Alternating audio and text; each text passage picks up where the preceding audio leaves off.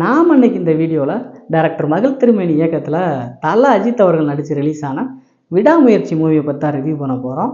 இந்த மூவியோட ரிவ்யூ பார்க்குறதுக்கு முன்னாடி இது மாதிரியான சினிமா ரிலேட்டடான அப்டேட்ஸ், மூவி ரிவ்யூஸ்லாம் பார்க்கணும் அப்படின்னு ஆசைப்பட்டீங்கன்னா நம்ம சேனலை மறக்காமல் சப்ஸ்கிரைப் பண்ணிக்கோங்க. லைக் பண்ணுங்கள், கமெண்ட் பண்ணுங்கள், பெல் ஐக்கானை ப்ரெஸ் பண்ணுங்கள். முக்கியமாக மூவிஸ்லாம் விரும்பி பார்க்குற உங்கள் ஃப்ரெண்ட்ஸ்க்கு இந்த வீடியோவை மறக்காமல் ஷேர் பண்ணி விடுங்க. சரி, வாங்க வீடியோக்குள்ளே போகலாம். இந்த படத்தோட ஒன்லைன் ஸ்டோரி என்ன அப்படின்னு கேட்டிங்கன்னா, ஹீரோவும் ஹீரோயினும் லவ் பண்ணி மேரேஜ் பண்ணிக்கிறாங்க. ஒரு குறிப்பிட்ட வருஷங்களுக்கு அப்புறம் ஹீரோயினுக்கு வந்துட்டு வேற ஒருத்தர் மேலே அஃபேர் ஏற்படுது. இந்த விஷயத்த ஹீரோயின் ஹீரோ கிட்ட சொல்கிறாங்க. உடனே இதை தெரிஞ்சுக்கிட்ட கதாநாயகனும், நீ உனக்கு பிடிச்சவங்க கூட இனிமேல் உன்னோட வாழ்க்கையை கன்டினியூ பண்ணலாம் அப்படின்னு சொல்லிட்டு ஹீரோயினை கூட்டிகிட்டு போயிட்டு அவங்க அம்மா அப்பா வீட்டுக்கு விட போகிறாரு. இதை சாதகமாக பயன்படுத்திக்கிட்ட வில்லனும் வில்லியும் வந்துட்டு ஹீரோயினை கடத்தி வச்சுக்கிட்டு நம்ம கதாநாயகன் கிட்ட, நீ உன் வாழ்நாள் ஃபுல்லாக சம்பாதிச்ச பணத்தை எல்லாம் கொண்டு வந்து கொடுத்தா மட்டும்தான் உன்னோட மனைவியை விடுவேன் அப்படின்னு சொல்லிட்டு டிமாண்ட் பண்ணுறாங்க. தான் வாழ்நாள் ஃபுல்லாக சம்பாதிச்ச பணத்தை எல்லாம் கொண்டு போய் வில்லன் கிட்ட கொடுத்துட்டு தன்னோட மனைவியை ஹீரோ காப்பாற்றுறாரா, என்ன இருந்தாலும் தன்னை விட்டுட்டு வேற ஒருத்தன் கூட போகணும் அப்படின்னு நினச்சவ தானே அப்படின்னு சொல்லிட்டு காப்பாற்றாமல் விடுறாரா அப்படிங்கிறது தான் இந்த படத்தோட ஒன்லைன் ஸ்டோரியாக இருக்குது. முதலாவதாக இந்த படத்தில் ஹீரோவாக நடிச்சிருக்கக்கூடிய தல அஜித்குமார் அவர்களை பற்றி சொல்லணும் அப்படின்னா, படம் ஸ்டார்ட் ஆன ஒரு 20 நிமிஷத்துக்கு வந்து பார்த்திங்கன்னா நம்ம கண்ணு முன்னாடி காதல் மன்னன் அஜித்குமார் எப்படி இருப்பார், அவரை அப்படி கொண்டு வந்து நிறுத்தியிருக்காங்க. அவ்வளோ அழகாக இருக்கார், பார்த்துக்கிட்டே இருக்கலாம் போல், அந்த அளவுக்கு ஹேண்ட்ஸமாக இருக்கார்.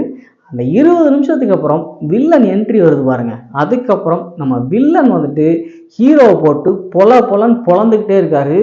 படம் பார்க்குற ஆடியன்ஸ் எல்லாம் நம்ம ஹீரோ வில்லனை இப்போ திரும்பி அடிப்பாரா, பிறகு திரும்பி அடிப்பாரா, அட எப்போ தாண்டா திரும்பி அடிப்பார் அப்படின்னு கேள்வி கேட்குற அளவுக்கு தலை வந்துட்டு வில்லன் கிட்ட அடி வாங்கிட்டே இருக்காரு. கடைசியாக ஒரு 20 நிமிஷத்தில் தலை பண்ணுற சம்பவம் இருக்கு பாருங்க, அது வேற லெவல் அல்டிமேட்டு. நீங்கள் படம் பாருங்க, உங்களுக்கே புரியும். ரெண்டாவதாக அந்த படத்தில் ஹீரோயினாக நடிச்சிருக்கக்கூடிய த்ரிஷா மேம் அவர்களை பற்றி சொல்லணும் அப்படின்னா, அஜித் சார் கூட இது அவங்களுக்கு 3வது படம் அப்படின்னு நினைக்கிறேன். இதுக்கு முன்னாடி நடித்த என்ன எறிந்தால் படத்துலையும் வந்து பார்த்திங்கன்னா அஜித் சாருக்கும் த்ரிஷா மேமுக்கும் கெமிஸ்ட்ரி வேறு லெவலில் ஒர்க் அவுட் ஆகிருக்கும். இந்த படத்துலையுமே படம் ஸ்டார்ட் ஆகி கிட்டத்தட்ட ஒரு 20 நிமிஷம் வரைக்கும் வந்து பார்த்திங்கன்னா அஜித் சாருக்கு ஈக்குவலாக த்ரிஷா மேம் வந்துட்டு ரொமான்ஸில் பின்னி படம் எடுத்திருப்பாங்க. அந்த 20 நிமிஷத்துக்கு அப்புறம் ஒரு குண்டு ஒன்று தூக்கி போடுவாங்க பாருங்கள், அந்த குண்டை இப்போ வரைக்கும் என்னால் ஜீரணிக்க முடியல. அது என்ன குண்டு அப்படிங்கிறத நீங்கள் படம் பார்க்குறப்போ உங்களுக்கே புரியும். அடுத்ததாக அந்த படத்தில் படம் ஸ்டார்ட் ஆனதுலேருந்து எண்டு வரைக்கும் நடிப்பில் த்ரிஷா மேம் சொல்லவே தேவையில்ல, அல்டிமேட்டாக வேறு லெவலில் பண்ணியிருக்காங்க. அடுத்ததான் அந்த படத்தோட மியூசிக்கை பற்றி சொல்லலாம் அப்படின்னா, மியூசிக் வந்துட்டு தலைவன் அனிருத் பண்ணியிருக்காப்புல.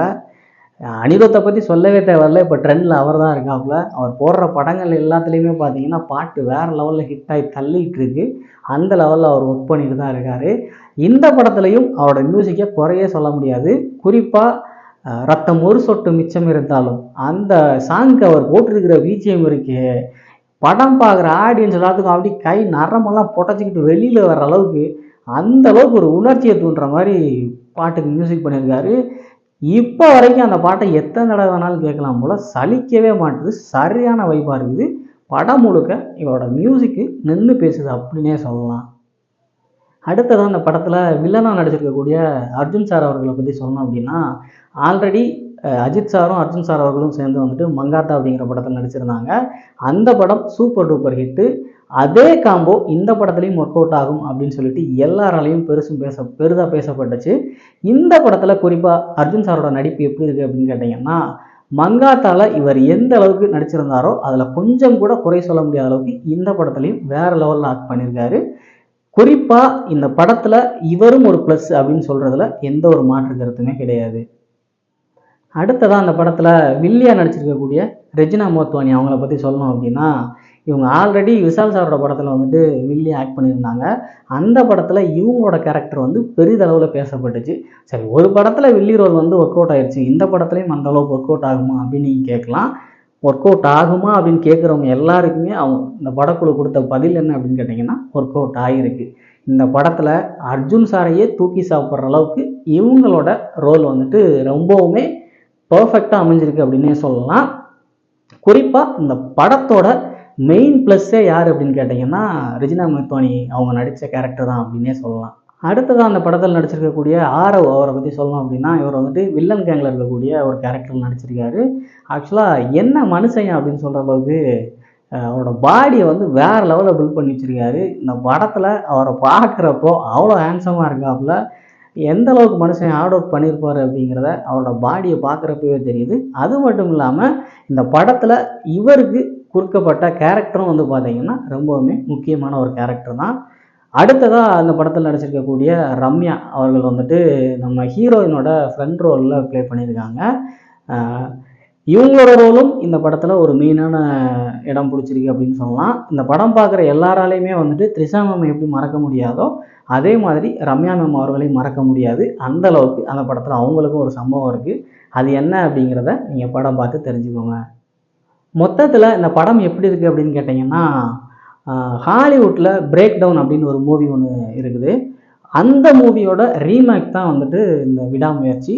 ஆக்சுவலாக வந்துட்டு இந்த படம் ரிலீஸ் ஆகிறதுக்கு முன்னாடி அந்த பிரேக் டவுன் மூவியோட டீமுக்கு வந்துட்டு நம்ம விடாமுயற்சி டீம் வந்துட்டு காப்பிரைட் பே பண்ணதா ஒரு தகவல் ஒன்று வந்துச்சு. அது உண்மையாக என்னன்னு தெரில, வதந்தியா அப்படிங்கிறது தெரியல.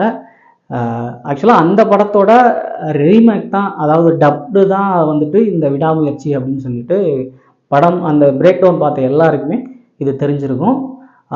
ஹாலிவுட்டில் அந்த படம் பெரிய லெவலில் ஹிட்டு. தமிழில் இந்த விடாமுயற்சி ஹிட்டா அப்படின்னு கேட்டிங்கன்னா, படம் ஸ்டார்ட் ஆன ஒரு 20 நிமிஷத்துக்கு படம் வேறு லெவலில் இருக்குது. படம் ஃபுல்லாமே ரொமான்ஸ் தான். நம்ம த்ரிஷா மேமும் அஜித் சாரும் நொறுக்கி எடுத்திருக்காங்க. அதுக்கப்புறம் அந்த ஒரு மணி நேரத்துக்கு முன்னே இருக்குல்ல படம், அந்த படத்தை தான் உட்காந்து பார்க்கவே முடியல. ரொம்ப ஸ்லோவாக கொண்டு போயிருக்காங்க. அது மட்டும் இல்லாமல் வில்லனே தான் அடிச்சிட்ருக்காரு. ஹீரோ திரும்ப அடிக்கிற மாதிரி சீன்ஸ் வந்துட்டு அந்த 1 மணி நேரத்துக்கு மேலே இல்லை. அது வந்துட்டு படம் பார்க்குற ஆடியன்ஸ் எல்லாரையுமே சலிப்பு தட்ட வைக்குது. கடைசியாக ஒரு 20 நிமிஷம் இருக்குல்ல, அந்த 20 நிமிஷத்தை பார்த்த எல்லாருமே இந்த 1 மணி நேரத்தை மறந்துடுவாங்க. அந்த அளவுக்கு மனுஷன் வேறு லெவலில் அந்த படத்தை நடிச்சிருக்காரு. உண்மையிலே அந்த 20 நிமிஷத்துக்காகவே இந்த படத்தை கண்டிப்பாக எல்லாருமே பார்த்தே ஆகணும் அப்படின்னே சொல்லலாம்.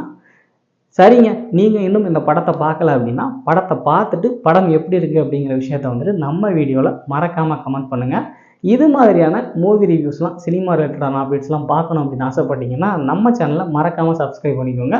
மீண்டும் அடுத்த வீடியோவில் வேறொரு படத்தின் விமர்சனத்தோடு உங்களை வந்து சந்திக்கிறேன். அதுவரை உங்களிடமிருந்து விடைபெறுவது நான் ராஜா.